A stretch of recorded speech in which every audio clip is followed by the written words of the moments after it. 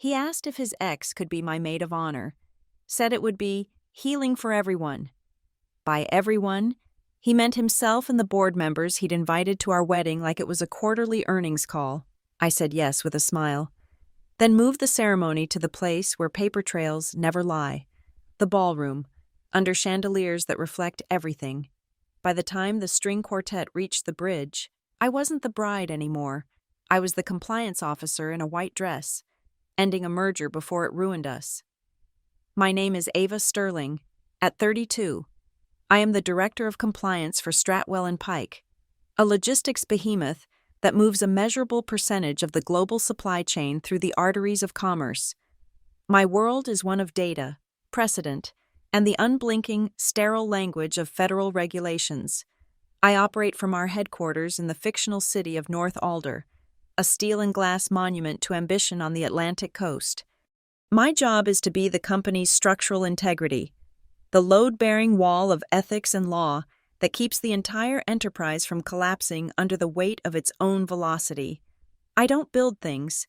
I ensure the things that are built don't have fatal, hidden flaws. It's a job that requires a particular kind of vision, the ability to see the hairline fracture in a contract, the ghost in the machine of a balance sheet. Love, I had been told, was supposed to be the opposite. It was supposed to be about faith, not verification. Cole Maddox, my fiancé and our executive vice president of sales, believed deeply in faith, or more accurately, he believed in the appearance of it. He was the rainmaker, the face of the company who could close a 9-figure deal with a handshake and a perfectly calibrated smile. Where I saw risk, Cole saw opportunity. Where I built firewalls, he built bridges, sometimes over chasms that had no bottom. We were, in the parlance of our world, a perfect synergy, the engine and the brakes, the sizzle and the steak. He proposed on the balcony of his penthouse overlooking the harbor, the city lights glittering below like a field of scattered diamonds. It was picturesque, flawless, and felt as meticulously planned as a product launch. I said yes because it was the logical next step in a merger that had been in progress for 2 years. The first crack in the foundation appeared over a plate of seared scallops at Per Se, a restaurant so quiet you could hear the ice melting in your water glass. We were finalizing the guest list, a document I had cross-referenced against our firm's list of key stakeholders and regulatory contacts. For me, it was a seating chart. For Cole, it was a networking event with a champagne toast. He put down his fork, wiped his mouth with a linen napkin, and gave me the smile he used when he was about to ask for a budget override. Ava, honey, I've been thinking about the wedding party. I waited. My mind cycled through the possibilities. His second cousin from Ohio who drank too much, his college roommate who might tell an inappropriate story during the toast. Normal, manageable risks. I think it would be a wonderful gesture, he continued, his voice smooth as aged whiskey. If you asked Tessa Quinn to be your maid of honor. The name landed on the white tablecloth between us like a drop of blood. Tessa Quinn, his ex-girlfriend of 5 years, the woman he'd been with when I first started at Stratwell & Pike, the woman whose legacy in the office was one of scorched earth ambition and a network of contacts that was both impressive and unsettling. She was now a strategic consultant, a nebulous title for people who traded in influence and information. I kept my expression neutral, a skill honed in countless hostile depositions. My heart rate remained a steady 72 beats per minute. I registered the request, filed it, and began immediate analysis. His ex, as my maid of honor. I repeated the word slowly, not as a question, but as a statement of fact that I was testing for structural soundness. It failed on all counts. I know it sounds unconventional, he conceded, leaning forward, his voice dropping into a conspiratorial murmur. But think about it. Ava, it's a statement. It shows there's no bad blood. It's about healing. For everyone. I cataloged the word, healing, as if our relationship was a wound that required his ex-girlfriend's public absolution. But then came the second part of his pitch, the part that revealed the true nature of the transaction. And honestly, from a practical standpoint, it's just smart. Tessa understands the financial world. She knows everyone. If, for any reason, there was some kind of press leak or bad buzz around the wedding, she would be invaluable. She knows how to handle those people. My internal monologue, usually a quiet hum of risk assessment, sharpened to a single, piercing siren: leaks, not gossip, not drama, leaks.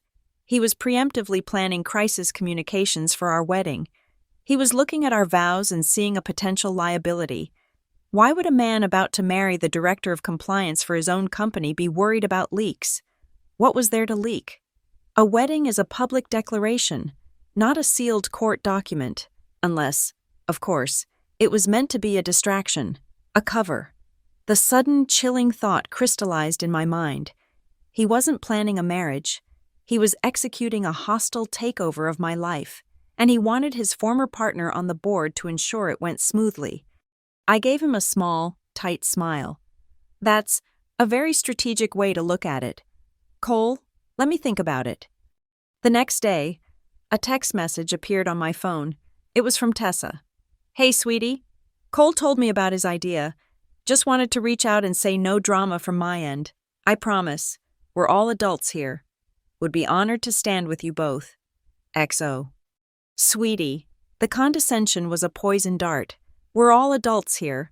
A phrase used by people about to do something profoundly childish. She wasn't asking for my permission. She was informing me of my compliance. They had conferred. This was a coordinated move. My decision had already been made for them. So I made a decision for me. I texted back a single, breezy sentence. Of course, Tessa. The more the merrier. Then I called the florist. Change of plans for the arrangements. Catherine, I said, my voice even and calm. We're moving away from the cream and blush palette. Oh, a new vision? She asked, her voice full of professional cheer. A clearer one, I replied. Everything is to be white, stark white, no variations, no ivory, no off-white. I want the purest white you can find. Roses, hydrangeas, orchids, as if they were bleached of all color. I want it to look clean. It was the color of the interrogation rooms I occasionally used for internal investigations. A blank space with no shadows. A canvas so pure that every single smudge, every speck of dust, every stain of guilt would be thrown into sharp, undeniable relief. The choice of venue was just as deliberate. The Ritz-Carlton Harborview wasn't just the most luxurious hotel in North Alder. It was the unofficial off-site boardroom for Stratwell and Pike. We held our annual investor conference in the very same grand ballroom I now booked for my reception. The CEO, the CFO, our entire board of directors, they would all be there. They knew the feel of the carpet, the weight of the ballroom doors, the acoustics of the room. They would be comfortable, disarmed, thinking they were attending a celebration. They would be my jury. When I met with the videographer, a young, eager artist who spoke passionately about capturing authentic moments, I gave him a set of very inauthentic instructions. I walked him into the empty ballroom, the cavernous space smelling faintly of lemon polish and latent ambition. Your primary camera, I said, pointing to a spot at the back of the room, goes here, a fixed, stable tripod, unmanned. I want a clean, wide shot of the dais, the altar, and the large projection screen behind it. He looked confused. The screen? But you'll be having a floral arch there, right? We usually get tight shots. The emotion, the groom's face when he sees you. You'll have a second camera for that, I said coolly. But this position is non-negotiable. Treat it like a security feed. It needs to capture everything. From this precise angle, it's where the meeting projector normally sits. I want the same perspective. I was no longer planning a wedding. I was orchestrating a shareholder intervention. My two worlds, the personal and the professional, the bride and the compliance officer, were about to overlap in the most public way imaginable. A few nights later, Cole found me in the living room of our shared apartment, scrolling through spreadsheets of vendor contracts on my laptop. He came up behind me, wrapping his arms around my shoulders and resting his chin on my head. The gesture felt proprietary, like he was claiming an asset.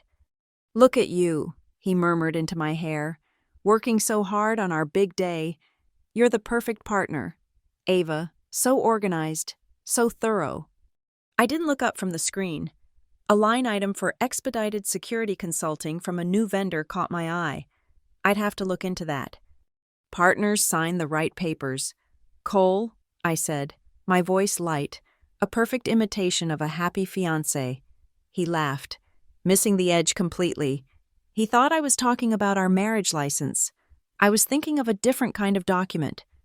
The first, and perhaps most telling, signal had come weeks earlier, long before Tessa's name ever entered the conversation. It was the prenuptial agreement. My lawyer had drafted a standard, ironclad document. It wasn't about his money versus my money. We were both highly compensated executives. It was about transparency. It contained clauses requiring full disclosure of all assets, liabilities, and most importantly, any and all side deals or partnerships. It was, in essence, a personal compliance audit. Every time I brought it up, Cole deflected with the expert ease of a politician dodging a difficult question. He'd sigh, run a hand through his perfectly styled hair, and call it unromantic. Ava, do we really need to bring this kind of corporate chill into our home, into our marriage? It feels like you don't trust me. We're a team. A team doesn't mean shared culpability, I thought, but I said nothing. His aversion wasn't emotional. It was procedural. He reacted to the prenup the exact same way he reacted when I presented him with an internal audit report that questioned his department's expense claims. He didn't get angry. He got charming. He'd call it a misunderstanding, a matter of perspective, an unnecessary bottleneck that was killing morale. He treated a legal document designed to protect us both as an inconvenience. And now I understood why. A man with nothing to hide doesn't fear transparency. A man planning a clean merger doesn't need to worry about press leaks. Cole wasn't building a life with me. He was acquiring a subsidiary, and he wanted his old COO, Tessa, on the new board to help him manage his primary asset. Me, the woman who signed off on the paperwork, the director of compliance, whose name on a marriage certificate would provide the ultimate cover, the perfect partner. He had no idea what kind of partnership he was about to get. The script for our wedding had been written, but I was about to burn it on the altar. At Stratwell and Pike, the ecosystem of the 40th floor operated on a simple, Newtonian principle of motion. Cole was the force, and I was the friction. He was the dazzling face on the cover of Logistics Quarterly, the one who brought in contracts with a charisma so potent it could be quantified in shareholder value. I was the fine print on page 37 of the annual report, the handbrake ensuring his forward momentum didn't drive the entire company off a regulatory cliff. Our professional lives were a meticulously choreographed performance.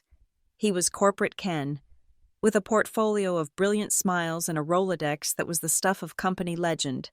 I was the office Barbie he hadn't counted on, the one who came with a law degree and a preternatural ability to sniff out a doctored invoice from 50 paces.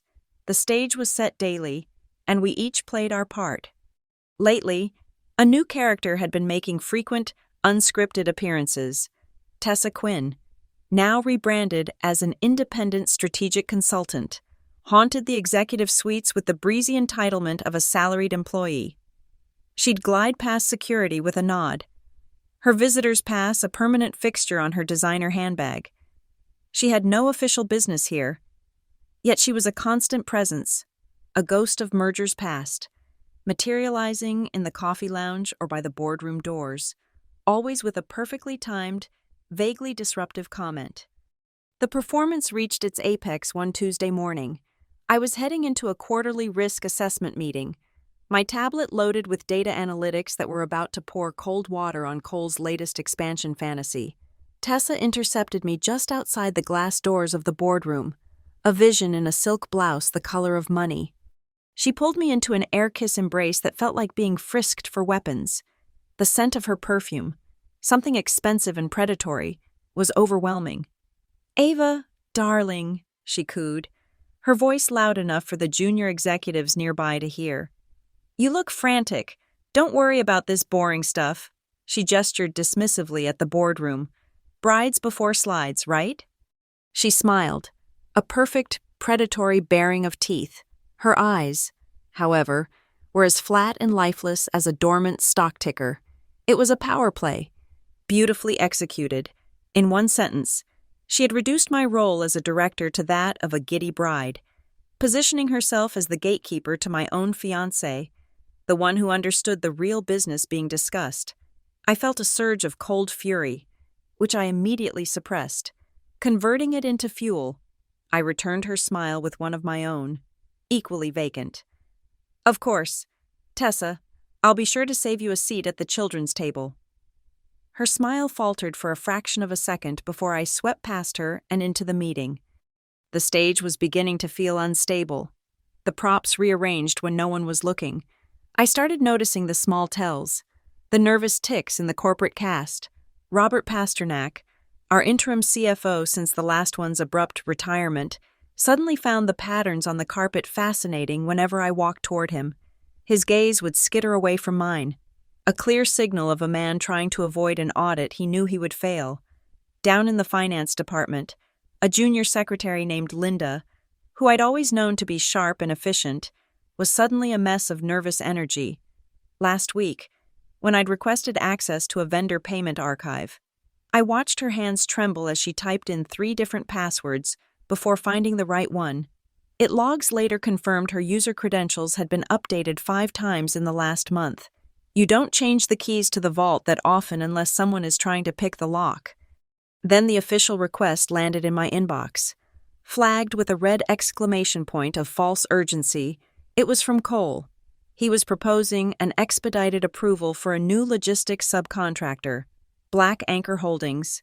The email, CCing a carefully selected group of department heads, was a masterclass in corporate doublespeak.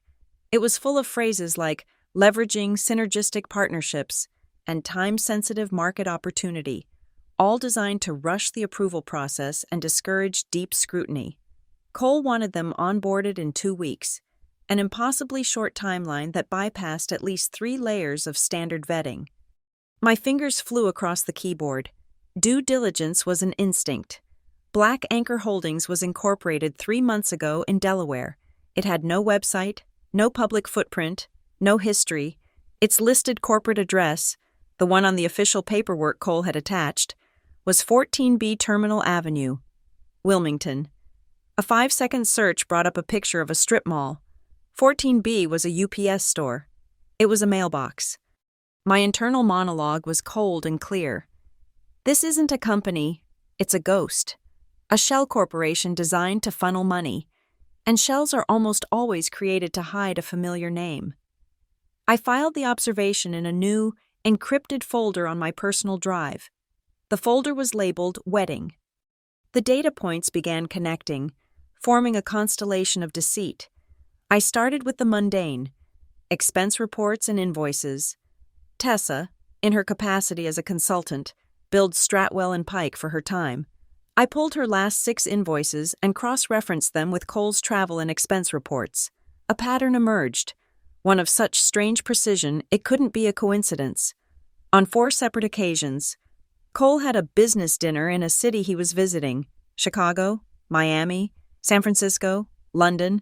On those same 4 days, Tessa had billed for a strategy coffee meeting in the same city. The timestamp on Cole's dinner receipt and the end time of Tessa's billed hours were, in every single instance, exactly 47 minutes apart. It wasn't a random affair. It was methodical. It was the precise amount of time one needs to exchange a secure USB drive in a hotel bar, brief your co-conspirator, and exit separately. It was tradecraft. The final piece I needed was access. How were they managing the internal data? My authority as Director of Compliance granted me oversight of all building security protocols, including the digital access logs for every keycard and visitor pass. One night, long after the building had emptied and the only sound was the hum of the servers, I sat in my darkened office and ran a search. I queried all after-hours activity for the 3rd sublevel, the location of our secure data vault, for the past 6 months. I scrolled through the expected entries: IT staff performing maintenance, overnight security patrols, and then I saw it. A visitor pass, logged under the name Ta Quinn. The entry time was 22:13. The date was the night of our company's mandatory annual data systems audit, a night when the vault's security protocols were temporarily lowered for diagnostics. Tessa Quinn had been in our digital Holy of Holies, a place that held every secret, every projection, every vulnerability of Stratwell and Pike, a place she had absolutely no authorization to be. I leaned back in my leather chair, the glow of the monitor illuminating the sudden, stark clarity on my face, the floral swatches, the catering menus, the seating charts. It was all a farce, a beautifully produced, high-budget piece of theater designed to distract the audience from the real show. I wasn't a bride planning her wedding. I was a chief investigator preparing for a hostile shareholder meeting that I had, by necessity, disguised as a wedding.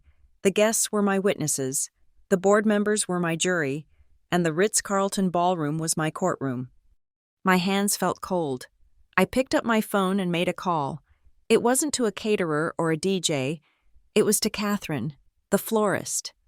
"Catherine, it's Ava Sterling," I said, my voice steady, betraying none of the glacial rage solidifying in my chest. "I need to make an adjustment to my personal bouquet." "Of course, Ava, what did you have in mind?" "I want it to be heavier," I said. "Denser, pack the peonies in tighter, add something with some genuine weight, perhaps some solid ornamental accents, something metallic woven in. I want it to feel substantial in my hand." "For the aesthetic, you mean?" she asked. "Exactly," I lied. "For the aesthetic? I needed an anchor, something solid and real, with enough physical mass to stop my hand from trembling when I walked down that aisle, stood before my company, my family, and my fiancé, and took hold of the microphone to present my findings. The guest list, a document that began as a simple collection of names, had metastasized into something far more complex. In my hands, it was no longer a social contract, but a corporate ledger, and I was its chief accountant. I spent an entire weekend with it, not in the blissful haze of a bride-to-be, but in the focused trance of an auditor preparing for a hostile takeover defense. I spread the printed list across my dining room table, alongside a color-coded diagram of Stratwell and Pike's key partnerships, a list of our major shareholders, and the current composition of the board's subcommittees. Every name was an asset or a liability, a debit or a credit. Where they sat was not a matter of social grace. It was a strategic deployment of influence and observation. The seating chart became my battlefield map. Table 3, positioned with a clear, unobstructed view of the main dais but far from the executive inner circle, was assigned to the representatives from Kohl's newly acquired vendors. This included a junior executive from Black Anchor Holdings, the shell corporation with the UPS store address. I wanted them isolated, a visible block of Kohl's questionable judgment, close enough to feel the heat, but too far to offer him any immediate support. They were an exhibit, and I was arranging them for the jury's consideration. Table 5, a prime piece of real estate directly in the sightline of the large LED screen, was reserved for the 3 independent members of the Stratwell and Pike Audit Committee: Howard Vance, a retired federal judge, Maria Flores, a forensic accounting professor from Georgetown, and Kenji Tanaka, a cybersecurity expert. They were the company's conscience, the ultimate arbiters of fiscal integrity. I was seating them in the front row of my courtroom, ensuring they would not miss a single piece of evidence presented. Kohl, in his review of the chart, had simply nodded. Pleased they were given a place of honor. He had no idea he was seating his own executioners. As if on cue, an email arrived from Tessa. The subject line was a saccharine: "A little something for the big day." Attached was a Word document titled Speech Draft Doc X. It was her proposed Maid of Honor toast. I opened it, my system already scanning for keywords and subtext. The speech was a masterpiece of passive aggression, cloaked in the language of heartfelt praise. She lauded Kohl's visionary leadership and his ability to cut through red tape to get things done. She included a thinly veiled anecdote about a time he had to personally step in to rescue a major deal when the company's internal processes became too slow and risk-averse. The insult was as sharp and clear as a scalpel. She was attacking me, the director of compliance, the architect of those slow processes designed to prevent the very fraud they were committing. She was preemptively building a narrative for the board members in the audience. Cole was the hero, and I was the obstacle he had to overcome. I saved the document to my evidence folder. It was Exhibit A in establishing motive and coordination. My own team needed a key player on the inside. My maid of honor was a traitor, and my bridesmaids, while dear friends from college, were civilians. I needed an operative. I made a call to a woman I'd worked with during a particularly nasty SEC investigation 2 years prior. Lucy Brandt was a freelance forensic investigator, a digital bloodhound who could find a deleted file in the deep nine of a corporate server like a truffle pig finding gold. She was brilliant, discreet, and owed me a favor. "Lucy," I said, getting straight to the point, "I need a +1 for my wedding." There was a pause, then a low chuckle. "Ava, I didn't take you for the sentimental type. I'm not. I need you to work. You'll be attending as my long-lost maternal cousin from Seattle. Your name is Lucy Brandt, and you're a freelance graphic designer." I explained the situation in clipped, precise terms. She didn't interrupt. When I finished, the only sound was the quiet hum of her professionalism. "What's the protocol?" she asked. "You'll have 2 data packages on your phone, both encrypted and ready for broadcast via airdrop to a pre-selected list of recipients at Table 5 and the CEO's table. Package Alpha is a decoy, a folder of innocuous, beautifully curated engagement photos. Package Bravo is the kill shot, the complete evidence file. The signals will be tactile and discreet. From my position at the altar, if I touch my left hand to my chin, you deploy Alpha. It will seem like a sweet, sentimental gesture. If I touch my right hand to my chin, you deploy Bravo. You will have 1 second to act." "Consider it done, cousin," she said, and the line went dead. My preparations became more technical, transforming the wedding's infrastructure into my personal arsenal. I met with the leader of the string quartet we had hired. After discussing their repertoire of Vivaldi and Bach, I made a specific technical request. I need a secondary microphone, a high-fidelity lapel mic, placed discreetly behind the lead cellist's chair.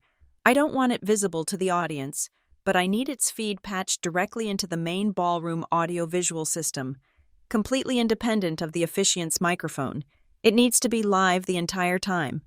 The musician, a man more concerned with bow holds than audio feeds, simply nodded and made a note, unaware he was wiring a witness stand. The videographer received his updated shot list via a password-protected PDF. Gone were the romantic requests for lingering shots of lace and champagne glasses. His new instructions were clinical. Shot 23A. During the bride's approach, maintain a tight close-up on the bride's left wrist. Hold for 5 seconds. Shot 27B. Upon the officiant's first question to the bride, immediately cut to a wide, stable shot of the main LED screen. Hold focus on the screen, regardless of action at the altar. Shot 28.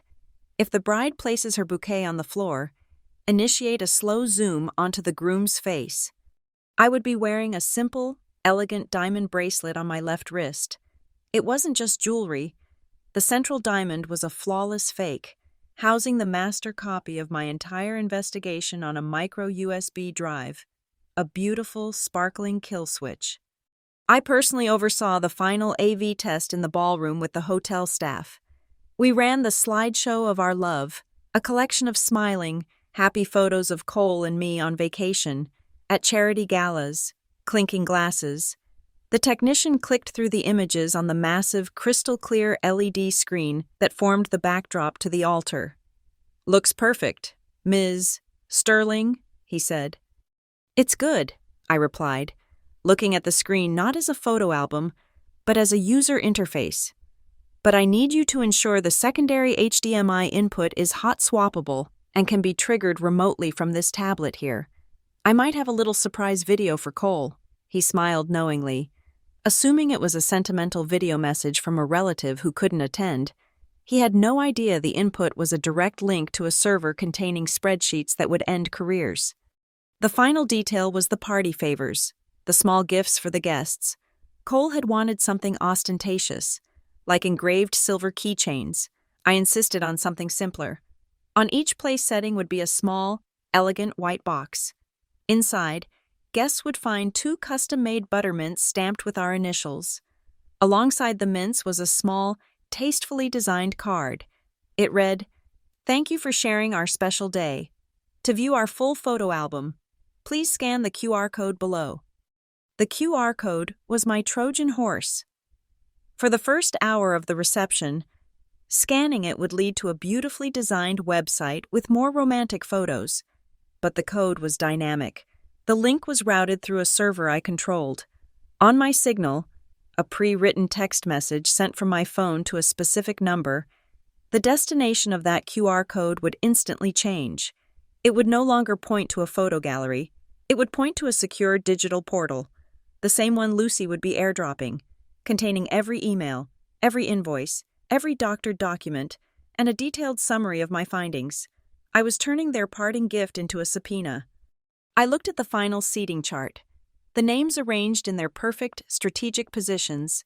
The guest list was no longer a list. It was a ledger. Each person was an entry, an account that had been running a balance of trust or deceit, loyalty or complicity. The room was set.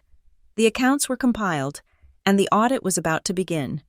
The only thing left was to make the final closing entry, and I would make it in front of them all. The prenuptial agreement became our silent battlefield. It was a document of exquisite, lethal precision, drafted by my attorney but infused with my own specific brand of compliance-driven paranoia. I had personally written Clause 11B. It was a masterpiece of legal clarity. It stipulated that all post-nuptial assets, personal or joint, were subject to a rigorous transparency protocol.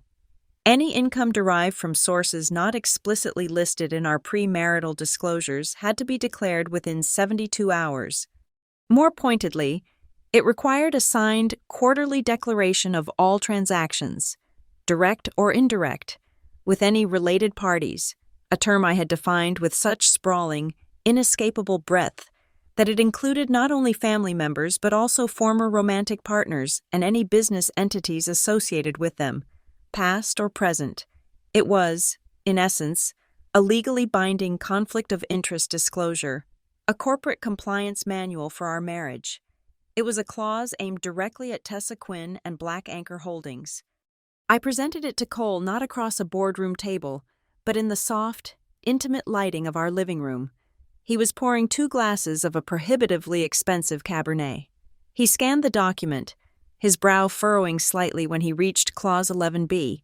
The relaxed, end-of-day posture he'd walked in with slowly tightened, the muscles in his jaw bunching. He put the papers down on the marble coffee table as if they were contaminated. "Ava, this is a lot," he said, forcing a light chuckle that didn't reach his eyes. "It reads like an SEC filing." "It's a disclosure document," I said evenly, taking a sip of my wine. "Standard practice for ensuring transparency between partners." He sank onto the sofa opposite me, running a hand through his hair. Here it came, the performance. He leaned forward, his voice dropping into the sincere, wounded tone he used to close reluctant clients. "Don't you trust me? I thought we were a team. This feels cold, like you're preparing for a hostile audit, not a life together." I held his gaze, my own expression unreadable. I refused to let him reframe this as an emotional issue. This was not about feelings. It was about facts.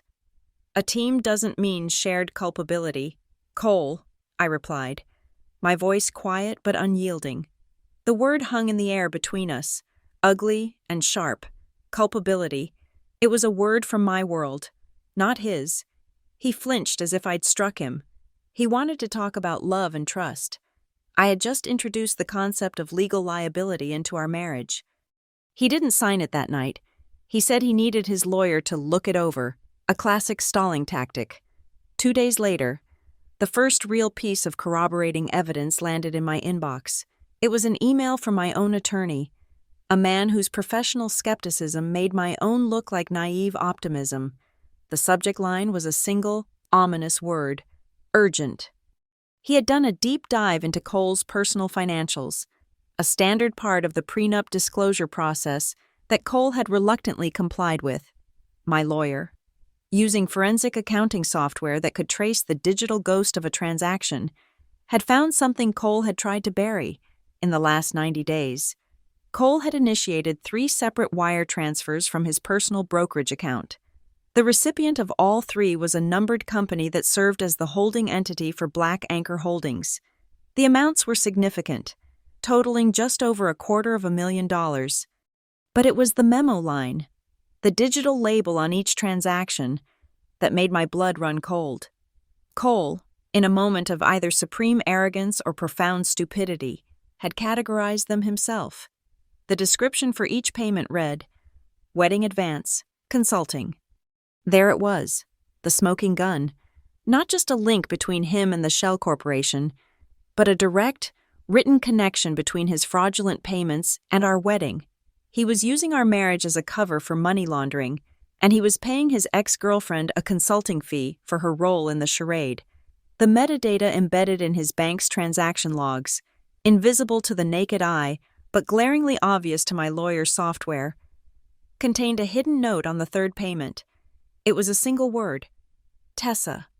He was laundering corporate funds through Black Anchor, paying Tessa for her help, and categorizing the payouts as an advance on our wedding expenses. He was using my life as a ledger for his crimes. That evening, I decided to force the issue. The time for subtlety was over. I printed a fresh copy of the prenuptial agreement.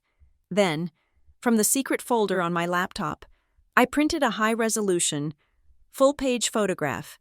It was a picture the wedding dress designer had sent me, showing my gown hanging in the atelier, a cascade of white silk and intricate lace, glowing as if lit from within. It was the perfect symbol of the life he claimed to want.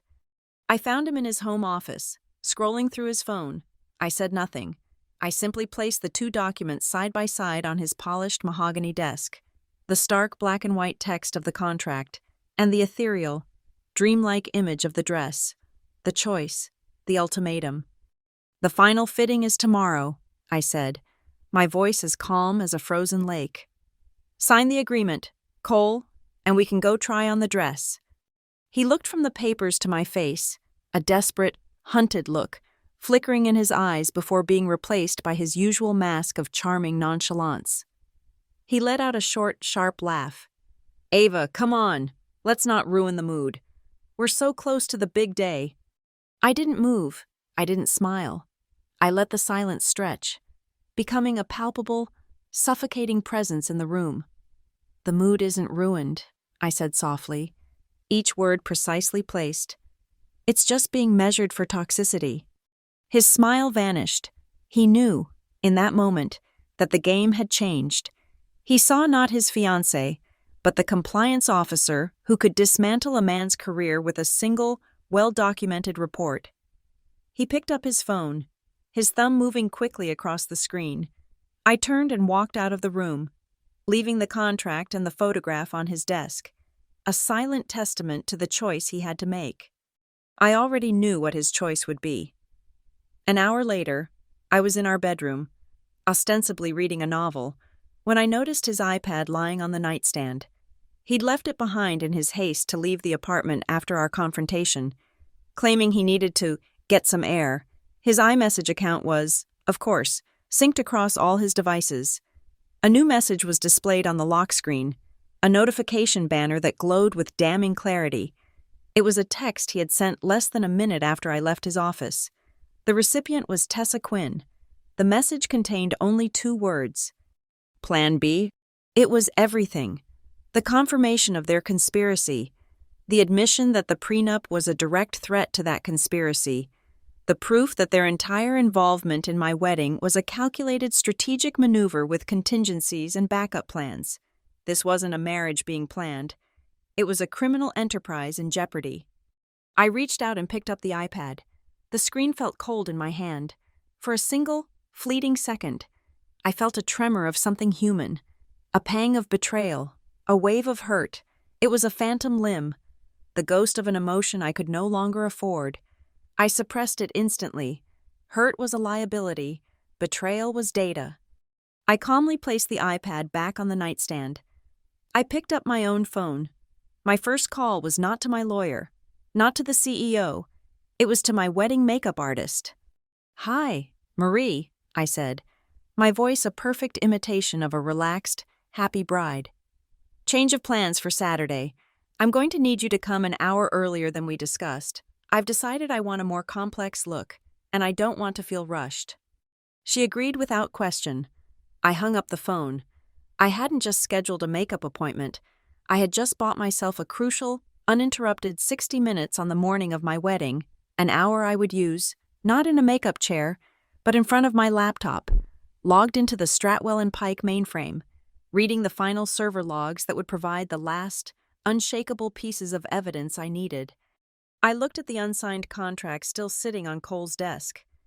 His reluctance had never been about romance. It wasn't about a lack of faith or the corporate chill of legal documents. It was about the cold, hard numbers of a crime in progress. His refusal to sign was not a protest against a loveless document. It was the frantic, desperate act of a man trying to stop the ink from drying on his own confession. In the final week leading up to the ceremony, my apartment transformed from a bride's sanctuary into a war room. The quiet hum of my encrypted laptop replaced any thoughts of floral arrangements or seating charts. I was no longer a bride. I was an ordnance technician, meticulously assembling a device of devastating precision. The bomb was silent, digital, and comprised of nothing but facts. Its primary casing was a folder on a secure cloud server, a folder I labeled with cheerful irony, our wedding album. But instead of photos of us smiling on a beach, it contained a series of subfolders with names like Exhibit A, Black Anchor Contracts, Exhibit B, Invoices and Payment Logs, and Exhibit C, Cole-Tessa Correspondence. I worked with the cold detachment of a pathologist, compiling every piece of data, the falsified vendor applications for Black Anchor, the wire transfer receipts with their damning memo lines, the complete email chain between Cole and Tessa where they discussed leveraging assets and managing stakeholder optics around our wedding date. Each document was a layer of explosive material, packed tightly together. The detonator was a single file within this album. I named it First Dance MP4. To any casual observer, it was a placeholder for a wedding video. I even created a custom thumbnail for it, a beautifully shot photo of Cole and me from our engagement party, mid-twirl on a dance floor, lost in what appeared to be a moment of pure joy. But the file itself was something else entirely. It was a 4-minute, professionally produced video I had commissioned from a forensic animation firm. Using the data I provided, they had created a motion graphics presentation that was both beautiful and damning. It began with the Stratwell & Pike org chart, then elegantly traced the flow of money, glowing lines of light moving from corporate accounts through the ghost entity of Black Anchor Holdings and branching off into accounts controlled by Tessa. Key dates and figures appeared on screen, synchronized to a somber, cinematic score. The AI-powered analysis highlighted every suspicious transaction, every after-hours data breach. Every moment Cole's expense reports perfectly coincided with Tessa's consulting invoices. The thumbnail promised a fairy tale. The video delivered a federal indictment. With the device built, I began to carefully set the stage for its detonation. The most important guest needed a personal invitation. I sent a handwritten note on my finest stationery to our CEO, Miriam Hale, a woman whose demeanor was a mixture of old money elegance and boardroom steel. "Miriam," I wrote, "it would mean the world to me if you would allow a small moment during the cocktail hour for me to say a few words. I'm preparing a very short slide presentation, just a few pictures, to thank the incredible team at S&P who have supported Cole and me. Your presence on the day would make it perfect." I was leveraging her own corporate sentimentality against her, framing my corporate coup as a touching tribute from a loyal employee. She replied within the hour, "Of course, Ava, A lovely idea. The wedding planner had been pushing me to hire a professional master of ceremonies, someone to guide the evening's events with practiced charm. I firmly refused. Cole and I want it to feel personal, intimate. I lied. We'll handle the announcements ourselves. There would be no third party controlling the narrative, no one to wrestle the microphone from. On my wedding day, I would be the sole arbiter of the schedule, the agenda, and the flow of information. When the time came, the only voice the audience would hear would be mine, amplified by a sound system I had personally vetted. The next step was to prime the jury. I created a new, anonymous email address using a public library computer 2 towns over. From there, I sent a single, cryptic message to the 3 members of the audit committee, using their private, non-corporate email addresses that I had on file from my own compliance work. The message was brief, designed to be unsettling rather than accusatory. Subject: an unforeseen liability. Message: a significant conflict of interest involving senior executive leadership and an unvetted third-party vendor is about to impact shareholder value. Full disclosure will be unavoidable. Suggest you pay close attention to the proceedings this Saturday. Every guest is a potential witness. It was just enough to ignite their professional paranoia. To ensure they arrived at the wedding not as guests, but as auditors, they would spend the ceremony observing, analyzing, their minds already searching for the threat I had just warned them about.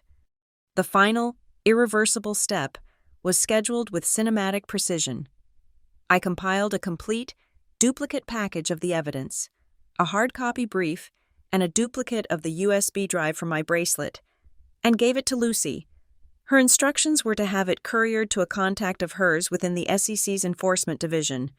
The package was to be delivered and signed for at exactly 3:00 p.m. on Saturday. I had checked the schedule of the historic church across the harbor from the Ritz-Carlton. Its bells were set to ring on the hour. The official notice of a federal investigation into Stratwell and Pike would land on a government desk at the exact moment I was scheduled to be saying, "I do." It was a dead man's switch. Once that package was sent, there was no turning back.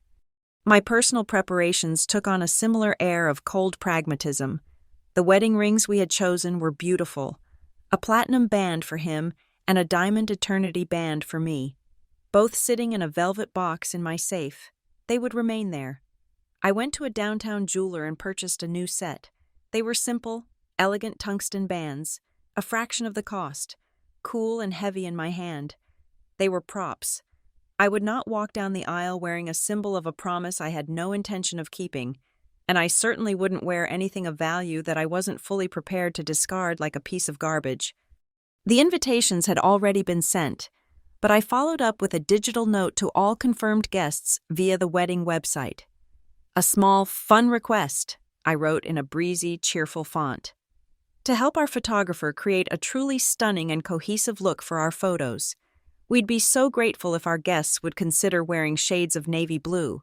We think the rich, deep color will be absolutely magical against the ballroom's decor. It was a lie. Of course, navy blue was not a romantic choice. It was a strategic one. It was the perfect, non-reflective, high-contrast background to ensure that the bright, white text of the financial data I was about to project onto the massive LED screen would be perfectly, undeniably legible from every single seat in the house. In the privacy of my bedroom, in the final nights before the wedding, I rehearsed. I stood before the full-length mirror, not to admire my reflection, but to practice my signals. I'd lift my hand to my face, as if brushing away a stray strand of hair, my left hand touching my chin, a gentle, thoughtful gesture. This was the signal for Lucy to deploy the decoy photo album. It was the all is well signal. Then I would practice the other, my right hand touching my chin. The gesture was identical in its subtlety, but its meaning was the opposite. It was the command to execute, the signal to open the digital safe and flood the room with evidence. I practiced until the movements were fluid, unconscious, betraying nothing of the silent command they represented. My final instruction was delivered on the morning of the wedding itself. During the chaotic final setup in the ballroom, I found the head waiter, a calm, professional man named David, and pulled him aside. I pressed a crisp $100 bill into his hand. "David," I said, giving him my most earnest, slightly flustered bride-to-be smile, "I have a slightly unusual request. It's for my entrance. I want it to be very dramatic. When I get to the front of the aisle, I am going to place my bouquet on the floor at my feet. The moment I do that, I need you to signal the lighting technician to dim the main house lights by 1 level. Just a subtle change, to make the altar really pop. Can you make sure that happens for me?" He nodded, all professional assurance. "Of course, Ms. Sterling, a pleasure." He thought he was helping a bride create a memorable moment. He had no idea he was my accomplice.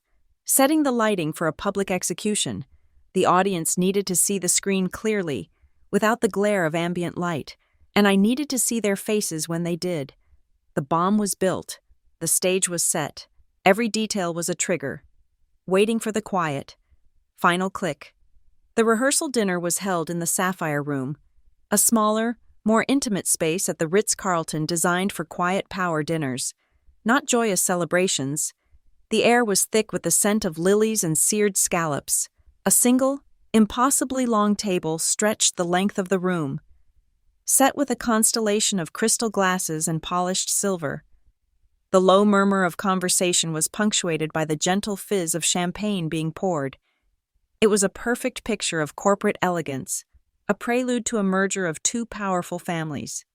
Cole stood at the head of the table, his posture radiating an easy, confident charm. He raised his glass, the crystal catching the light from the low-hanging chandeliers. The room fell silent. "To Ava," he began, his voice a smooth, practiced baritone. He smiled directly at me, a smile I now recognized as a carefully calibrated tool of influence. "To my partner, my love. They say that in business.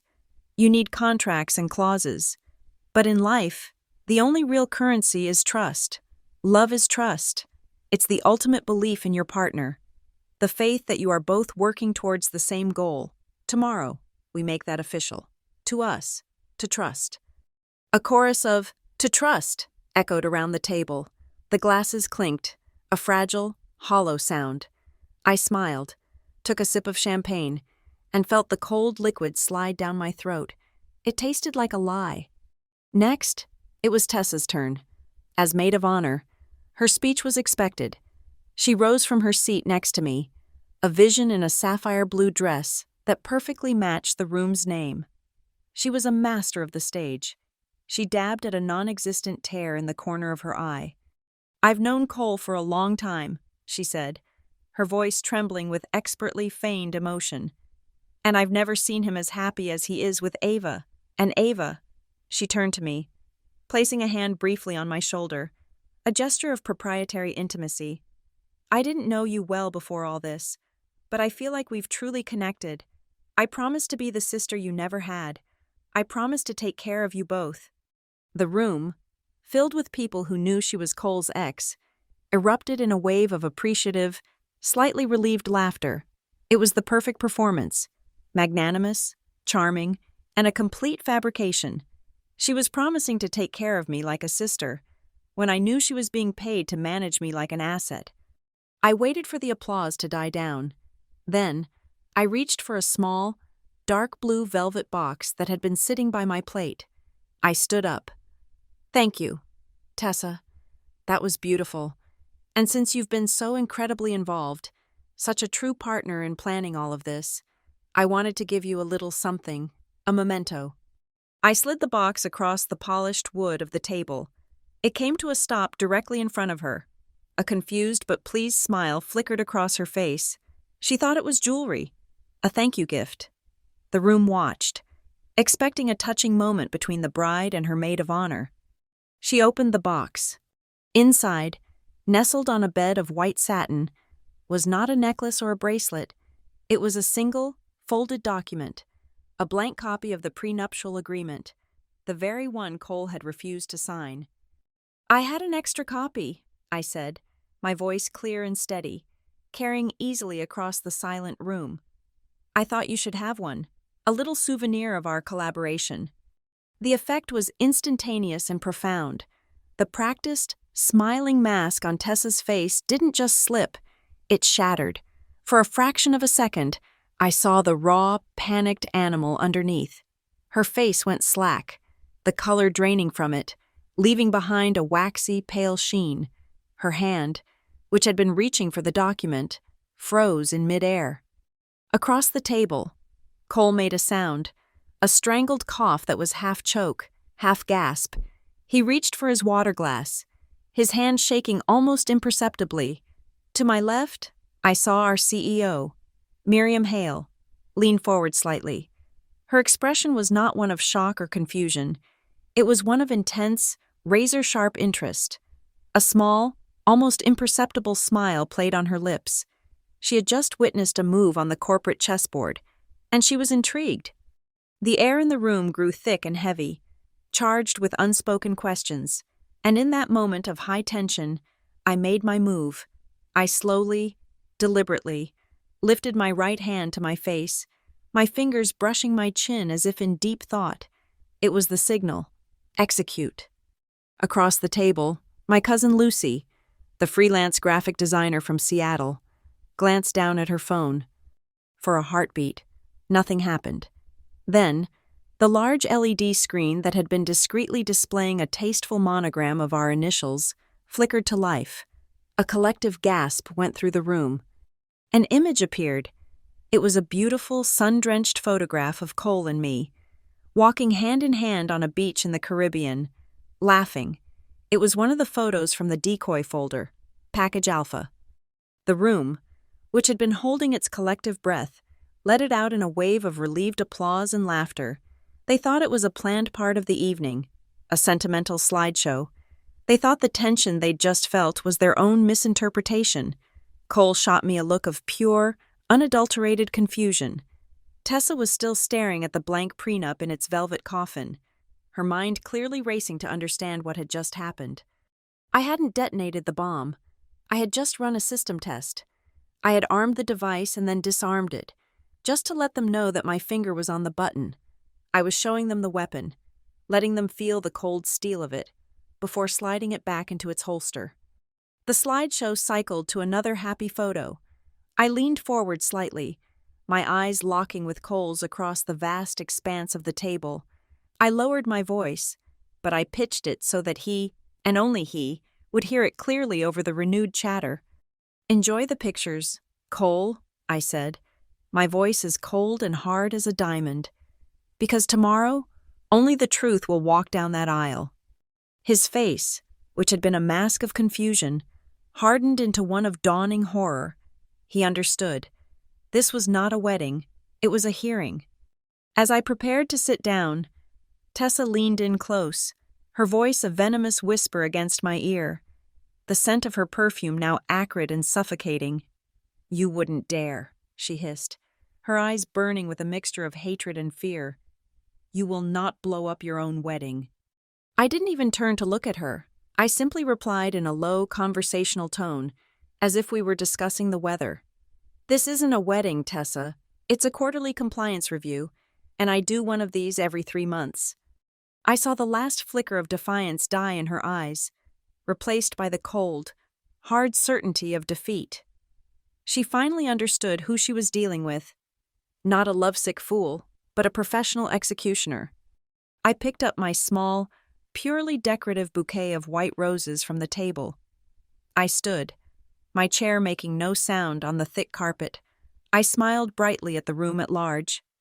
"Thank you all for coming. It means the world to us. Please, enjoy the rest of your evening. I think I'm going to turn in early. A bride needs her beauty sleep, after all." I turned and walked away from the table, my heels clicking softly on the marble floor of the entryway. I didn't look back. I left them there, marinating in a thick stew of confusion, fear, and suspicion. As I walked out the door, the pianist, who had been playing soft, romantic melodies all evening, fumbled a chord. A single, jarring, discordant note hung in the air behind me, a perfect soundtrack to the harmony I had just shattered. That night, in the sterile silence of my hotel suite, I opened my laptop. I navigated to the secure server, to the folder marked Our Wedding Album. I clicked on the file named First Dance MP4. I didn't watch it. I just looked at the thumbnail. The two of us, smiling, dancing, a perfect picture of a lie. I queued the file, setting it as the primary source for the ballroom's main projector, ready to be played with a single, silent tap on a tablet. The bomb was armed. The timer was set. The only thing left to do was to walk down the aisle and begin the countdown. The world narrowed to a single, 50-yard stretch of white carpet. The strings of the quartet swelled, a soaring, beautiful melody that felt like a mockery. To my left and right, faces turned to watch me, a sea of navy blue, their expressions a blur of sentimental smiles. They saw a bride. I saw a line of witnesses. Every step I took in the heavy silk dress was deliberate, a slow march toward a predetermined outcome. The air smelled of thousands of white roses and impending doom. At the end of the aisle, Cole was waiting under a massive arch of flowers. He looked perfect, a mannequin of a groom in his bespoke tuxedo, but I could see the tension in his jaw, the slight tremor in the hand he held out for me. He was an executive about to face a hostile board, not a man about to meet his wife. Beside him stood Tessa, clutching a smaller bouquet of white flowers like a shield. Her smile was a brittle, painted-on thing, her eyes scanning the crowd with the nervous energy of a conspirator who suspects a wiretap. I placed my hand in Cole's. His skin was cold and clammy. We stood before the officiant, a kind-faced man who beamed at us, oblivious to the fact that he was presiding over an execution. The string quartet faded into silence. The grand ballroom, with its 300 guests, became so quiet I could hear the faint hum of the air conditioning system. The officiant began, his voice warm and resonant. He spoke of love, of partnership, of the sacred union of marriage.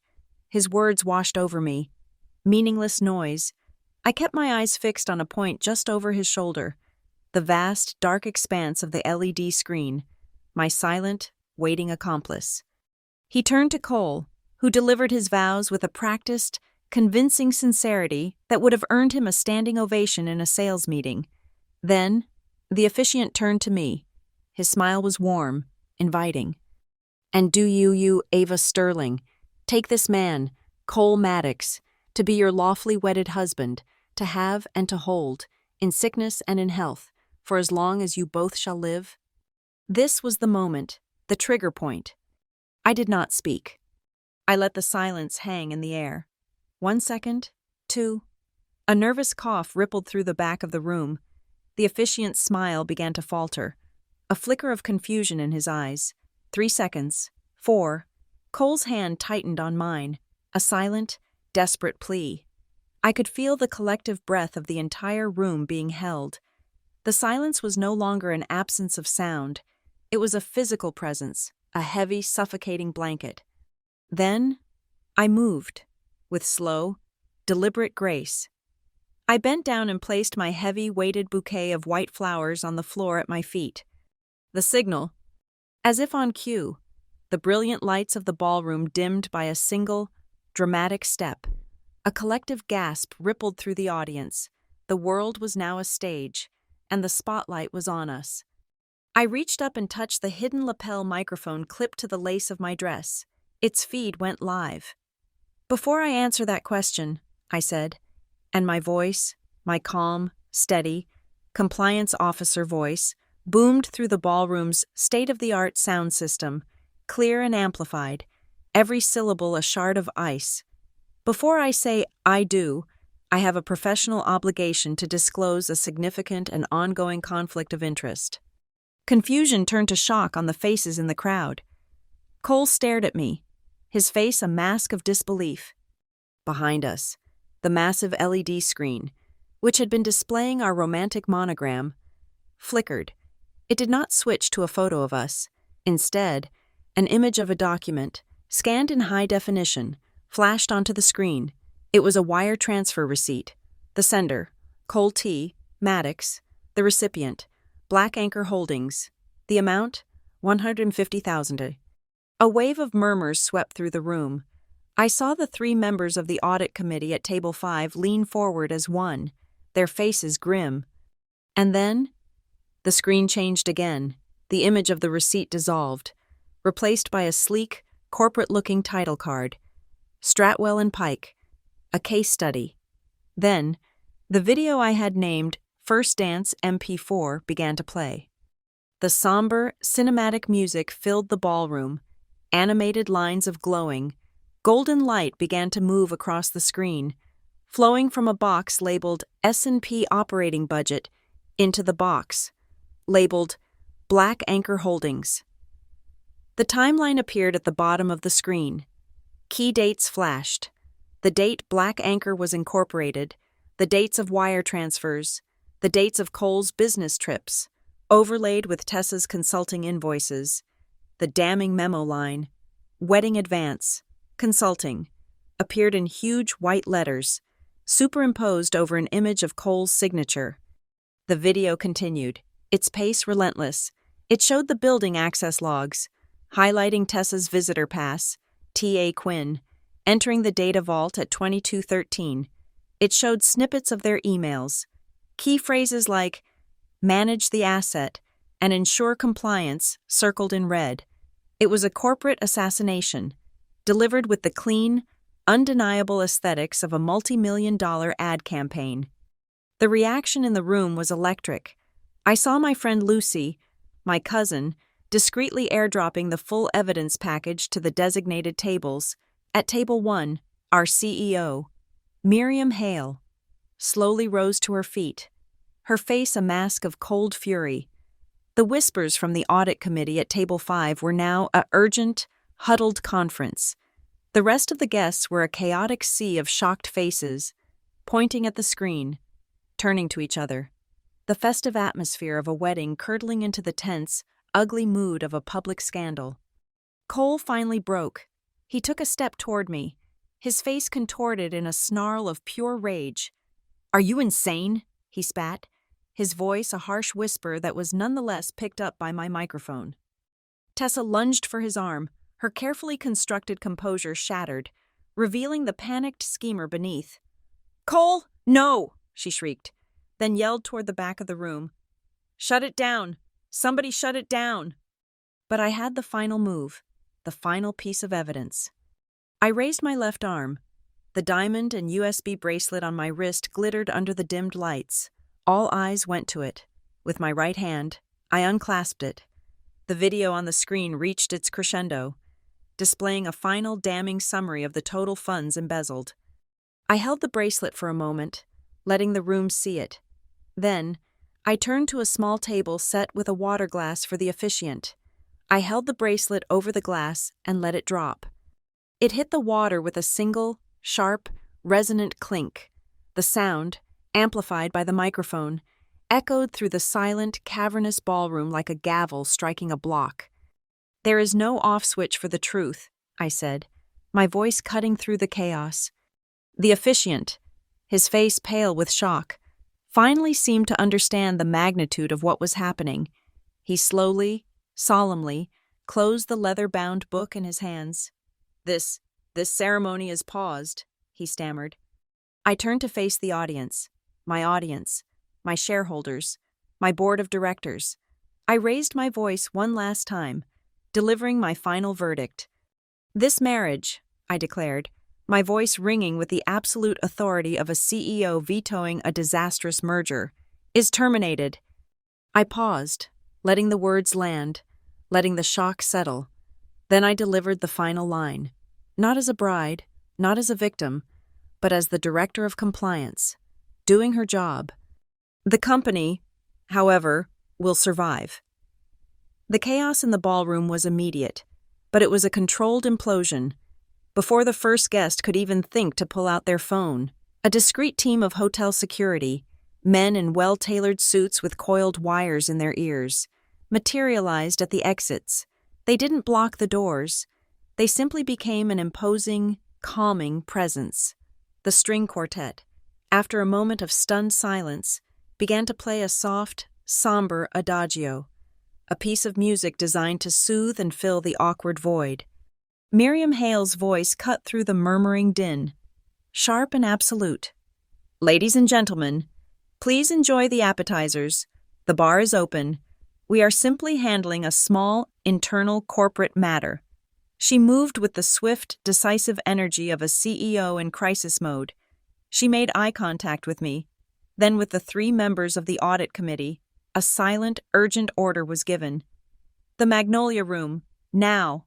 We were swept from the public spectacle of the ballroom into the sterile, soundproof silence of a private meeting room down a short corridor. The heavy door closed, shutting out the sound of the string quartet and the confused chatter of our guests. The transition was jarring.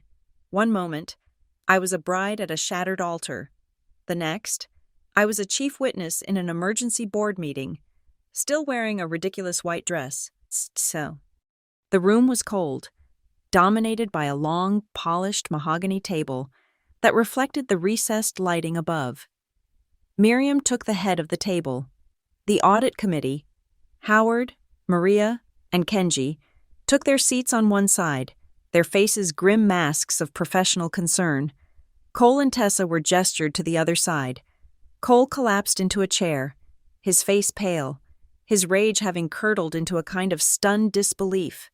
Tessa remained standing, her arms crossed, a frantic, cornered energy radiating from her. My cousin Lucy and I took the 2 remaining seats, opposite them. The wedding dress I wore felt absurd, a costume from a play that had just ended in disaster. Miriam placed her phone on the table. "All right, Ava," she said, her voice devoid of all emotion. "Report." Before I could speak, Lucy calmly looked up from her own phone. "One moment, Ms. Hale," she said, her voice professionally placid. She tapped her screen. "As of 3 o'clock this afternoon, time to the chiming of the harbor church bells, a full copy of the preliminary findings and all supporting evidence was delivered via secured courier to the SEC's Division of Enforcement. The delivery has just been confirmed." As if on cue, a single, sharp ping echoed in the silent room. It was the sound of an email receipt notification on Miriam's phone, the sound of an irrevocable action, the quiet, digital confirmation that this was no longer just a corporate scandal. It was now a federal case. Cole flinched as if he'd been shot. Tessa's face, if possible, grew even paler. "Thank you, Ms. Brandt," Miriam said. Without looking at her phone, she turned her steely gaze back to me. "Ava." I slid my tablet to the center of the table, the screen already lit, displaying the evidence portal that was now live for all our guests via the QR code. "The documents you received via airdrop, and which the SEC now possesses, detail a systematic scheme to defraud Stratwell and Pike," I began, my voice the flat, dispassionate monotone I used for official reports. The scheme, orchestrated by Executive Vice President Cole Maddox and external consultant Tessa Quinn, utilized a shell corporation, Black Anchor Holdings, to embezzle approximately $2.3 million over 4 quarters. These funds were disguised as consulting fees, vendor advances, and, as the documentation shows, expenses related to this wedding. I paused. "I am formally recommending the immediate and indefinite suspension of Mr. Maddox, pending the results of a full, independent, third-party investigation." Tessa let out a sharp, hysterical laugh that held no humor. "This is insane. You're insane," she said, her voice rising. "This is a joke. It's an accounting misunderstanding, that's all. Some wires got crossed. You can't possibly prove any intent." I met her frantic gaze with a look of profound, weary boredom. I reached into a small, beaded white purse that had been sitting on my lap, a prop I had almost forgotten. I pulled out a single, folded piece of paper and slid it across the table toward Maria Flores, the forensic accountant. "Exhibit D," I said calmly. "This is a copy of the primary services contract between Stratwell and Pike and Black Anchor Holdings, the one used to authorize the initial vendor payments. It required the signature of the head of the originating department, Mr. Maddox, and a countersignature from the Director of Compliance, me." Maria unfolded the paper. "It appears to be your signature, Ava," she said, her brow furrowed. "It does," I agreed. It's an excellent forgery. However, the forger made a small, amateur mistake. My official signature block, the one generated by our corporate document software, uses a proprietary version of the Times New Roman font. If you look closely at the kerning, the spacing between the letters E and R in my last name, Sterling, you will see that it is off by 0.04 points. It's the default kerning from a standard Microsoft Word template. It is forensically, mathematically, not my signature. A stunned silence fell over the room. Tessa stared at me, her mouth slightly agape. I had not just found the gun. I had dismantled it down to the firing pin and presented a ballistic analysis. Miriam Hale nodded slowly, a look of grim respect on her face. "Thank you, Ava," she said, her voice low but firm. "You've kept the company upright." Cole, who had been silent and broken, suddenly surged forward. "Wait," he pleaded, his voice cracking with desperation. He looked at Miriam, then at me. "Miriam, Ava, please, we can fix this. Just call it off. Retract the SEC filing. I'll walk away. I'll resign. Quietly. No scandal. No press. I'll give it all back. We can just undo it." I looked at the man I was supposed to marry, the man whose face was a ruin of desperation and self-pity. There was no flicker of remorse, only the frantic bargaining of a caught criminal. "This is not a negotiation, Cole," I said, and my voice was the coldest it had ever been. "This is an audit." That was the end. Howard Vance, the retired judge on the committee, cleared his throat. He looked at Cole and Tessa with an expression of profound disappointment. "This committee, in an emergency session, has reached a unanimous, provisional decision," he stated, his voice carrying the weight of a final judgment. "Effective immediately. Mr. Maddox, you are suspended from all duties at Stratwell and Pike. Pending the outcome of the external investigation, Ms. Quinn, you are permanently banned from all company premises and all contact with its employees. Security will escort you both from the property. Your corporate accounts and access have already been frozen." 2 security guards entered the room as if they had been waiting just outside the door. They flanked Cole and Tessa. It was over. A junior legal counsel, summoned by Miriam, entered with a clipboard. He placed a document in front of me. It was a simple chain of custody form, a legal document transferring the evidence I had collected: my tablet, the USB drive from my bracelet which had been retrieved from the water glass, and my files, into the official care of the company for the investigation. I took the pen he offered. My hand was steady, in my white wedding dress, surrounded by the wreckage of my personal life. I signed the document. The stroke of the pen on the paper felt definitive. It felt like a bride signing an annulment certificate before the ink on the marriage license was even dry. It was the end of one contract and the execution of another. As I finished my signature, a sound filtered through the heavy door from the ballroom outside. It was faint, but clear. It was the sound of dozens of silver spoons gently clinking against ceramic dessert cups. A wave of laughter followed. Out there, the guests were enjoying their crème brûlée. Out there, the string quartet was playing something by Mozart. Out there, they were still at a wedding, assuming this dramatic interruption was some strange, theatrical performance. They had no idea that just a few feet away, a company and a life had just been saved from ruin. When I stepped back into the grand ballroom, the heavy door swinging shut behind me, a wave of silence washed over the room. The string quartet, which had resumed playing a hesitant Mozart piece, faltered and then stopped, one violin trailing off in a lonely, questioning note. 300 heads turned in my direction. The guests, who had been nervously picking at their desserts and whispering amongst themselves, now stared, their faces a mixture of confusion, pity, and morbid curiosity. They were looking at a bride without a groom, a ceremony without a conclusion. The air was thick with the wreckage of a celebration. In the corner, the magnificent 7-tiered wedding cake stood untouched, its perfect white fondant and intricate sugar flowers making it look less like a confection and more like a pristine, towering stack of sealed legal files. I walked not to my empty seat at the head table, but to the small lectern where the officiant had stood. The microphone was still live. I picked it up, the metal cool and solid in my hand, my heavy bouquet, which I had retrieved on my way out of the Magnolia Room, felt less like an arrangement of flowers and more like a judge's gavel. "Thank you all for your patience," I began, my voice calm and even, amplified throughout the cavernous space. I looked out at the sea of faces, my jury, my witnesses. "I know this has been an unconventional afternoon. The wedding ceremony you were invited to is, as you've gathered, over." I paused, letting the finality of that statement settle. "But as one ceremony ends, another begins. Please, think of this as a different kind of ceremony, a ceremony for the restoration of integrity." My eyes found Cole and Tessa. As I had requested, security had escorted them back to the head table to witness this final act before their permanent removal from the premises. They stood there, flanked by guards, a pair of disgraced monarchs before a revolutionary tribunal. Cole's face was a ruin of slack-jawed defeat.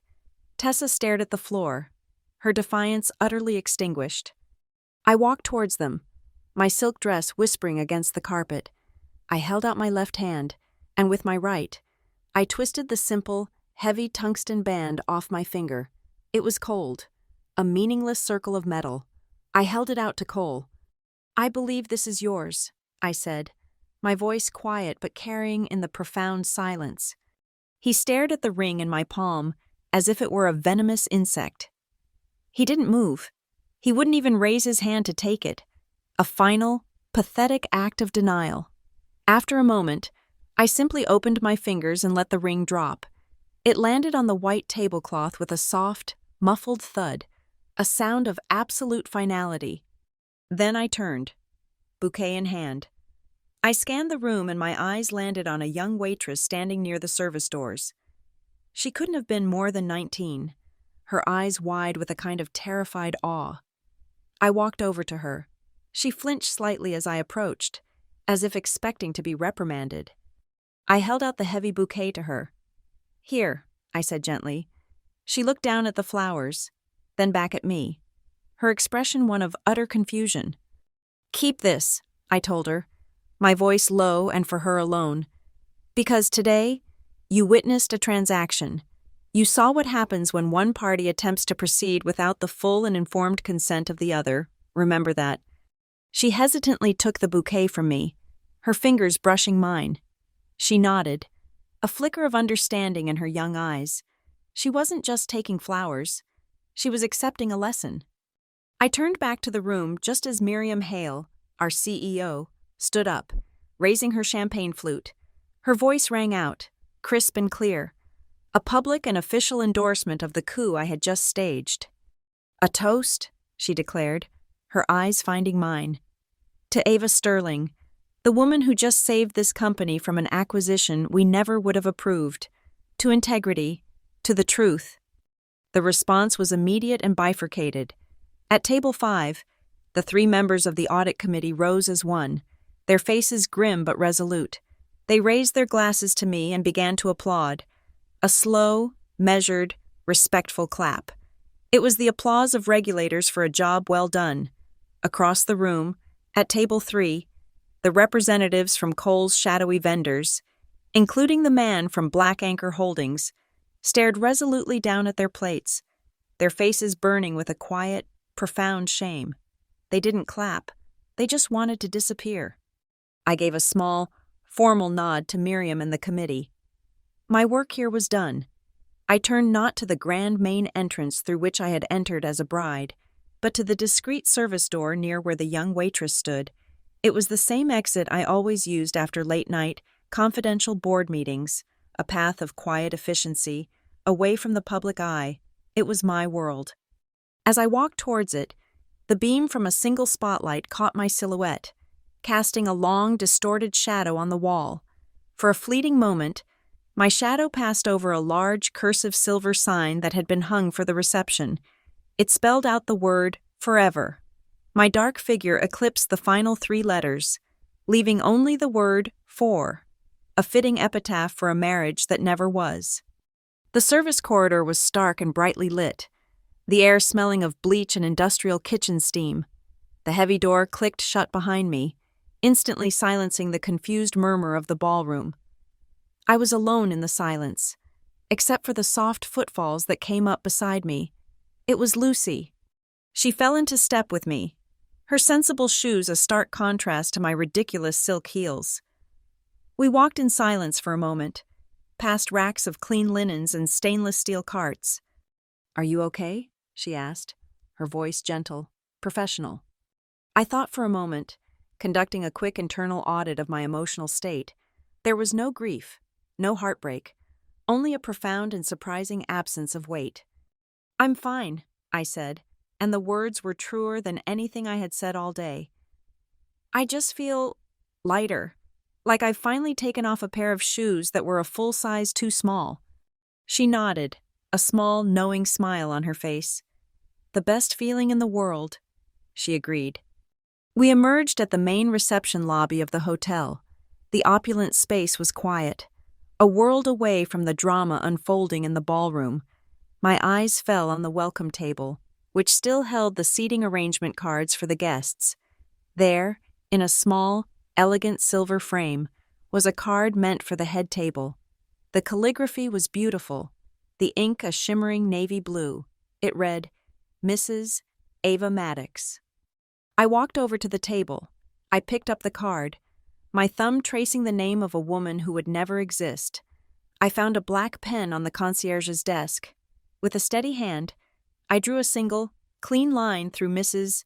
Ava Maddox, and beneath it, in my own neat, clear block lettering, I wrote my true name and my new, unwritten title. The card now read, "Ms. Ava Sterling, Chief Integrity Officer." I placed it back in its silver frame and left it on the table for all to see. A quiet, final amendment to the day's agenda, a correction to the public record. I stood in the hushed, cavernous lobby of the Ritz-Carlton, a ghost in a white dress. The storm had passed, leaving behind this strange, sterile calm. The drama was over. The wreckage contained behind the closed doors of the ballroom and the Magnolia Room. All that remained was the paperwork. I pulled out my phone. My fingers, steady and sure, moved across the glass screen. I opened my email client. The familiar blue and white icon, a small anchor of normalcy in the surreal landscape of the evening. I composed a new message, my thumbs tapping out the precise, formal language of corporate procedure. To Miriam Hale, CEO, Howard Vance, Chair, Audit Committee.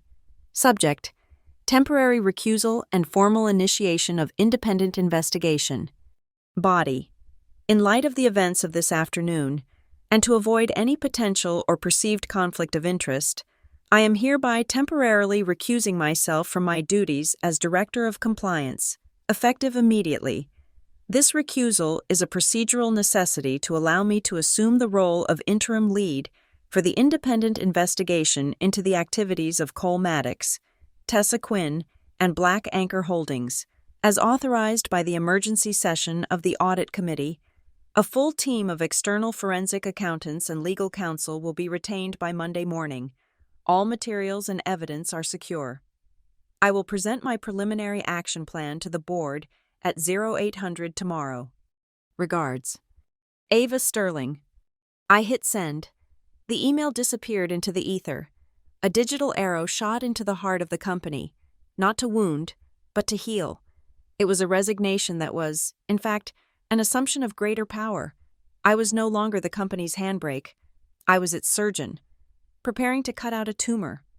My next act was smaller, more personal, but just as final. I walked to the polished marble of the front desk. The concierge, a young man with wide, empathetic eyes, watched me approach. His face a careful mask of professional discretion. He had seen everything. I reached into my small beaded purse and pulled out a single, cold piece of metal. The key to the penthouse apartment I had shared with Cole. The life I was supposed to be returning to tonight. I placed it on the counter. Beside it lay a pristine white envelope, untouched. It was the key card to the honeymoon suite, the one we were meant to be in right now. The key to the past, and the key to a future that would never happen. Sitting side by side, 2 doors, both now permanently closed. I didn't say a word. I just pushed the key forward. A silent, final transaction. I turned and caught my reflection in a large, gilt-edged mirror hanging in the corridor. A bride. The image was absurd. A stranger in a costume. My hair was still perfectly coiled. My makeup immaculate save for a single, barely visible track on my cheek where one tear, hours ago in the solitude of my prep suite, had managed to escape before I'd willed it away. Slowly, I reached up to my hair. My fingers found the hidden pins that held my veil in place. I pulled them out, one by one, the small metallic clicks sounding unnaturally loud in the silent lobby. I gathered the cascade of white tulle, the symbol of a promise I had never intended to keep. I pulled it free. My hair, released from its intricate prison, tumbled down over my shoulders. It felt like a curtain falling at the end of a long and terrible play. I let the veil drop from my hand. It pooled on the floor, a soft, white ghost. Just then, my phone chimed with the soft, discreet tone I reserved for one contact, Miriam Hale. I glanced down at the screen.